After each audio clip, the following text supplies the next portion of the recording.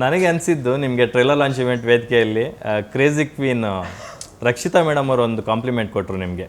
ಈ ಥರದ ಒಂದು ಗಯ್ಯಾಳಿ ಬಜಾರಿ ಪಾತ್ರಗಳನ್ನು ನಾನು ಮಾಡ್ತಾ ಇದ್ದೆ, ಈಗ ನೀವು ಅದನ್ನು ತುಂಬ ಚೆನ್ನಾಗಿ ಕ್ಯಾರಿ ಮಾಡಿದ್ದೀರಾ ರೇಷ್ಮಾ ಅವರೇ, ನಿಮ್ಗೆ ಒಳ್ಳೆ ಭವಿಷ್ಯ ಇದೆ ಅಂತಕ್ಕಂಥ ಮಾತನ್ನು ಹೇಳ್ತಾ ಇದ್ರು. Oh blessed you are. ಹೌದು, ಅವರಿಂದ ಬರೋದು ಇಟ್ ಮೀನ್ಸ್ ಅ ಲಾಟ್ ನನಗೆ. ಬಟ್ ಅವ್ರಿಗೇನು ಕಂಪ್ಯಾರಿಸನ್ ಅಂತೂ ಇಲ್ಲವೇ ಇಲ್ಲ. ನಾನೇನು ಸ್ವಲ್ಪ ಪ್ರಯತ್ನ ಮಾಡಿದ್ದೀನಿ ಅಷ್ಟೇ, but there's no comparison. But ಅವರಿಂದ ಬಂದಿರೋದು it made my heart smile. Dhruva Sarja ಅವರೇ, ನಿಮ್ಮ ಕರಿಯರಲ್ಲೇ ಇದು ತುಂಬ ಸ್ಪೆಷಲ್ ಸಿನಿಮಾ. ಯಾಕೆ ಅಂತಂದರೆ ನಿಮ್ಮ ಪಾತ್ರಕ್ಕೆ ನೀವು ಹಾಕಿರ್ತಕ್ಕಂಥ ಎಫರ್ಟ್ಸು, ಹಾನೆಸ್ಟ್ ಎಫರ್ಟ್ಸ್ ನೋಡಿದಾಗ ಅದು ಅನಿಸುತ್ತೆ. ಸೊ ನಿಮಗೆ ಯಾವ ಥರ ಫೀಲ್ ಆಗ್ತಿದೆ ಈ ಕ್ಷಣಕ್ಕೆ? ನಾನು ಮಾಡಿರೋದೇ ಓನ್ಲಿ 6 ಮೂವಿ ಓಲ್ಡ್. ಹೌದು, ಅವೆಲ್ಲಕ್ಕಿಂತ ವಿಭಿನ್ನವಾದಂಥ ಪಾತ್ರ ಅಂತೂ ಹೌದು. ಯಾಕೆಂದರೆ ಕ್ಯಾರೆಕ್ಟ್ರು ಡಿಸೈನ್ ಹಂಗೆ ಮಾಡಿದರೆ. ಇವರು ಮ್ಯಾಮ್ ಇವಾಗ ಏನು ಹೇಳಿದ್ರು, ಮಚ್ ಲಕ್ಷ್ಮಿ ಅಂದರೆ ತುಂಬ ಮಾತಾಡ್ತಾರೆ, ತುಂಬ ಧೈರ್ಯ ಜಾಸ್ತಿ. ಇದಕ್ಕೆಲ್ಲ ಆಪೋಸಿಟ್ ಕ್ಯಾರೆಕ್ಟ್ರು ಕಾಳಿದಾಸ. ಜಾಸ್ತಿ ಮಾತಾಡಲ್ಲ, ತುಂಬ ಹೆದರ್ಕೊಂತಾನೆ, ತುಂಬ ಮುಗ್ಧ. ಸೊ ಇದು opposite character. So opposite poles attracts each other ಅಂತಾರಲ್ಲ, ಸೊ ಅದನ್ನು ವಿ ಹ್ಯಾವ್ ಟ್ರೈಡ್ ಅಷ್ಟೇ. ಖಂಡಿತ ಒಂದು ನಮಗೆ ಈ ಈ ಲವ್ ಸ್ಟೋರಿ ಬಂದಾಗ ನಿಮಗೆ ಈ ಅದ್ದೂರಿ ಬಹದ್ದೂರ್ ಭರ್ಜರಿಯಲ್ಲೆಲ್ಲ ಓಕೆ ಲವ್ ಸ್ಟೋರಿ ಗುರು ಅಂತಾರಲ್ಲ, ಇದರಲ್ಲಿ ಅರ್ಧ ಮೂವಿಗಿಂತ ಜಾಸ್ತಿ ನಮ್ಮದು ಲವ್ ಇದೆ, ಕಾಮಿಡಿ ಇದೆ, especially emotions major role play ಮಾಡುತ್ತೆ. ಫ್ಯಾಮಿಲಿ ವ್ಯಾಲ್ಯೂಸ್ ಬಗ್ಗೆ ಹೇಳಿದ್ದಾರೆ. ತಂದೆ ತಾಯಿ, ಅಣ್ಣ ತಮ್ಮ, ಈ ವ್ಯಾಲ್ಯೂಸು ಇದ್ರ ಬಗ್ಗೆ ತುಂಬಾ ಚೆನ್ನಾಗಿ ಕಟ್ಕೊಟ್ಟಿದ್ದಾರೆ. ಸಿ KD ಅಂತ ಟೈಟ್ಲ್ ಕೇಳಿದ ತಕ್ಷಣ it's kind of negative title ಅನಿಸುತ್ತೆ. KD ಏನೋ ಒಳ್ಳೆ ಕೆಲಸಕ್ಕೂ KD ಅಂತಾರೆ, ಕೆಟ್ಟ ಕೆಲಸಕ್ಕೂ KD ನನ್ನ ಮಗ ಅಂದ್ಬಿಡ್ತಾರೆ. ಆ ಥರದೊಂದು ಸಂಭಾಷಣೆಯಲ್ಲಿ ಬಂದುಬಿಡುತ್ತೆ ವರ್ಡು. ಅಂದರೆ ಈ ಪೂರಿ ಜಗನ್ನಾಥ್ ಸಿನಿಮಾಗಳು ನೆಗೆಟಿವ್ ಟೈಟಲ್ಸ್ ಇರುತ್ತೆ, ಬಟ್ ಒಳಗಡೆ ಕಂಟೆಂಟ್ ನೋಡಿದ್ರೆ ಕಂಪ್ಲೀಟ್ ಪಾಸಿಟಿವ್ ಆಗಿರುತ್ತೆ. ಈ ರಕ್ಷಿತಾ ಮೇಡಮ್ ಅವ್ರದ್ದೇ ತಗೊಂಡಾಗ ಇಡಿಯಟ್ ಸಿನಿಮಾ ಎಲ್ಲನೂ ಎಷ್ಟು ದೊಡ್ಡ ಹಿಟ್ ಆಗಿದ್ದಾವೆ. ಸೊ ನಿಮ್ಮದು ಈ KD ಅಂತಕ್ಕಂಥ ಸಿನಿಮಾ, ನೀವು ರಾತ್ರಿ ವೇದಿಕೆ ಮೇಲೂ ಅದನ್ನೇ ಹೇಳ್ತಾ ಇದ್ರಿ, ಸಿನಿಮಾ ಕಂಪ್ಲೀಟ್ಲಿ ಮಕ್ಕಳಿಂದ ಮುದುಕರವರೆಗೂ ಕೂತು ನೋಡುವಂಥ ಒಂದು ಕಂಪ್ಲೀಟ್ಲಿ ಫ್ಯಾಮಿಲಿ ಡ್ರಾಮಾ ಅಂತ ಹೇಳ್ತಾ ಇದ್ರಿ. ಸಿಕ್ಕಾಪಟ್ಟೆ ಎಮೋಷನ್ಸ್ ಇದೆ, ಡ್ರಾಮಾ ಇದೆ, ಫೀಲಿಂಗ್ಸ್ ಇದೆ, ಲವ್ ಇದೆ, ಆ್ಯಕ್ಷನ್ ಇದೆ, ಎಲ್ಲವೂ ಇದೆ ಅಂತ ಹೇಳ್ತಾ ಇದ್ರಿ. ನೀವು ಯಾವ ಥರ ನೋಡ್ತೀರಾ ಇದನ್ನು ಅಂತ? ಸಿ KD ಅಂದರೆ ನಾನು ಆಗಲೇ ಹೇಳ್ದಂಗೆ ಈ ಕಾಳಿದಾಸ ಕ್ಯಾರೆಕ್ಟ್ರ್ ಮೇಲೇ ಹೋಗುವಂಥ ಸಿನಿಮಾ.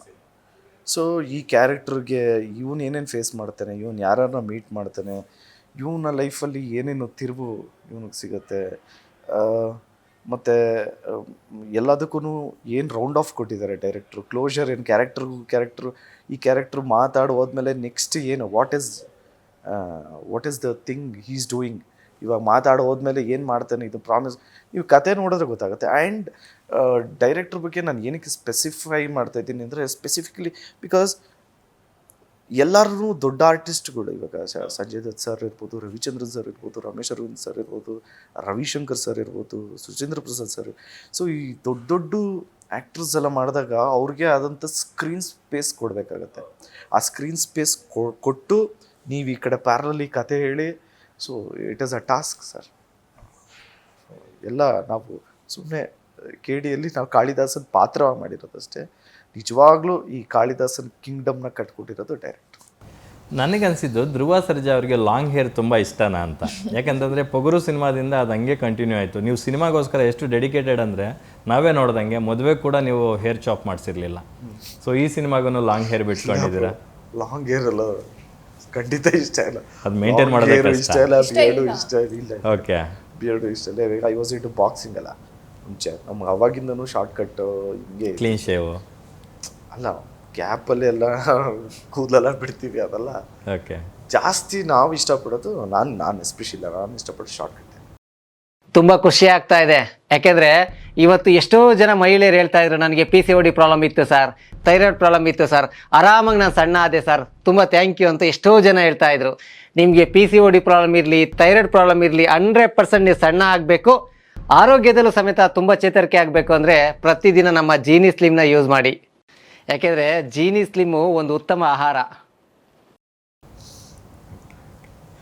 ಎಸ್ ರೇಷ್ಮಾ ಅವರೇ, ನಿಮ್ಮ ಮತ್ತು ಧ್ರುವ ಅವರ ಕೊಲಾಬ್ರೇಷನ್, ಫಸ್ಟ್ ಕೊಲಾಬ್ರೇಷನ್ನು KVN ಅಂತ ಒಳ್ಳೆ ಸಂಸ್ಥೆ, ನಿಮ್ಮನ್ನೇ ಇಂಟ್ರೊಡ್ಯೂಸ್ ಮಾಡಿದಂಥ ಜೋಗಿ ಪ್ರೇಮ್ ಅವ್ರ ಜೊತೆ ಒನ್ಸ್ ಅಗೈನ್ ಕೊಲಾಬ್ರೇಷನ್ ಆಗಿದ್ದು, ಏನು ಅನಿಸುತ್ತೆ? ನನ್ನ ಅದೇ ಏಕಲವ್ಯ ಟೈಮಲ್ಲಿ ನನಗೆ ಫಸ್ಟ್ ಗುರು ಆಗಿದ್ದೆ ಪ್ರೇಮ್ ಸರ್. ಸೊ ನಂಗೆ ಗೊತ್ತಿತ್ತು ಅವ್ರು ಹೇಗೆ ಹೇಳ್ಕೊಡ್ತಾರೆ, ಹೇಗೆ ಸೆಟ್ಟಲ್ಲಿ ಹೇಗಿರ್ತಾರೆ ಅಂತ. ಸೊ ನಂಗೆ ಅದೆಲ್ಲ ಗೊತ್ತಿತ್ತು. ಸೊ ಕಂಫರ್ಟ್ ಲೆವೆಲ್ ಇತ್ತು. Okay. ಆ್ಯಂಡ್ ಈ ಬಾರಿನೂ ಅಷ್ಟೇ. ಓಕೆ, ನನಗೆ ನಾ ಹೇಳ್ದಾಗೆ ತುಂಬ ಭಯ ಪಟ್ಟಿದ್ದೆ ಈ ಪಾತ್ರ ಬಂದಾಗ ಹೇಗೆ ಮಾಡ್ತೀನಿ ಅಂತ. ಸೊ ನಂಗೆ but back of my mind ನಂಗೆ ಅದೊಂದಿತ್ತು, ಓಕೆ ಸರ್ ನಂಗೆ ಹೇಳ್ಕೊಡ್ತಾರೆ ಎಲ್ಲ, ಭಯ ಪಡೋದು ಬೇಡ ಅಂತ. ಬಟ್ ಧ್ರುವ ಸರ್ ಹೇಗೆ ಅಂತ ಗೊತ್ತಿರಲಿಲ್ಲ.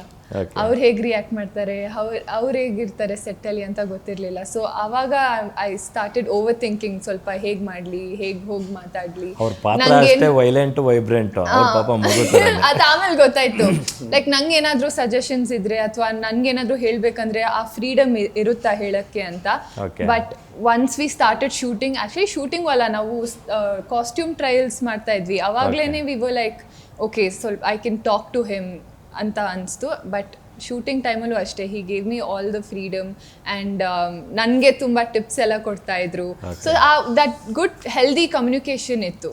So I think he helped me out a lot set during scenes ಎಲ್ಲ ಮಾಡಬೇಕಾದ್ರೆ. ಆ್ಯಂಡ್ ನನಗೇನಾದರೂ ಸ್ವಲ್ಪ ಡಿಸ್ಟರ್ಬ್ ಆಗ್ತಾ ಇದೆ, ಏನಾದರೂ ಡಿಸ್ಟರ್ಬ್ ಆಗ್ತಾ ಇದ್ರೆ ಅಂತ okay ready madam mood madam ready ಅಂತ ಮೋಟಿವೇಟ್ ಮಾಡ್ತಿದ್ರು. So I think that's very nice of him. Super. ಟ್ರೇಲರಲ್ಲಿ ಓಪನಿಂಗಲ್ಲೇ ಒಂದು ಮಾಸ್ ಡೈಲಾಗ್ ಬರುತ್ತೆ, ಆರ್ಮುಗಂ ರವಿಶಂಕರ್ ಅವರು ಹೇಳೋ ಅಂಥ ಒಂದಿದು, ಯಾವ ಪ್ರಧಾನಿಗೂ ಕೊಡದೇ ಇರೋ ಅಷ್ಟು ಸೆಕ್ಯೂರಿಟಿ ಕೊಟ್ಟು ಕಾಳಿನ ಕರ್ಕೊಂಡು ಹೋಗ್ತಾ ಇದ್ರು. ಅದನ್ನ ನೋಡಿದ್ರೆ ನಮ್ಗೆ ಯಾಕೋ ಒಬ್ಬ ಕ್ರಿಮಿನಲ್ನ ಕರ್ಕೊಂಡು ಹೋದಂಗೆ ಅನಿಸ್ಲಿಲ್ಲ ಅಂತ ಒಂದು ಡೈಲಾಗ್ ಹೊಡಿತಾರೆ. ಆ ಡೈಲಾಗ್ ತುಂಬ ಇಂಪ್ಯಾಕ್ಟ್ಫುಲ್ ಆಗಿದೆ. ಅದರಲ್ಲಿ ನೀವೊಬ್ಬ ಕ್ರಿಮಿನಲ್ಲು ಜೈಲಿಂದ ಹೊರಗಡೆ ಬರ್ತೀರಾ ಅನ್ನೋದು ಒಂದು ಹಿಂಟ್ ಸಿಗುತ್ತೆ. ಇಲ್ಲ, ನೀವು ಅನ್ಕೊಂಡಿರೋದು ರಾಂಗು. ಓಕೆ, ಜೈಲಿಂದ ಬರೋದು ಸೀಕ್ವೆನ್ಸ್ ಅಲ್ಲ. ಬಟ್ ಖಂಡಿತ ನೀವು ಸಿನಿಮಾ ನೋಡಿ. ಇಲ್ಲ ಅವರು ನೀವು ಅನ್ಕೊಂಡಿರೋದು ರಾಂಗು. ಓಕೆ, ನೋಡಿ. ನನಗೆ ಬಂದ ಮಾಹಿತಿ ಪ್ರಕಾರ ಹರಿದಾಡ್ತಾ ಇರ್ತಕ್ಕಂಥದ್ದು ಸಿನಿಮಾ ಅಣ್ಣ ತಮ್ಮನ ಬಾಂಡಿಂಗ್ ಇದೆ ಸಿನಿಮಾದಲ್ಲಿ. ರಮೇಶ್ ಅರವಿಂದ್ ಅವರ ತಮ್ಮನ ಕ್ಯಾರೆಕ್ಟರ್ ನೀವು ಮಾಡಿದ್ದೀರಾ ಅಂತ ನನಗೆ ಬಂತು.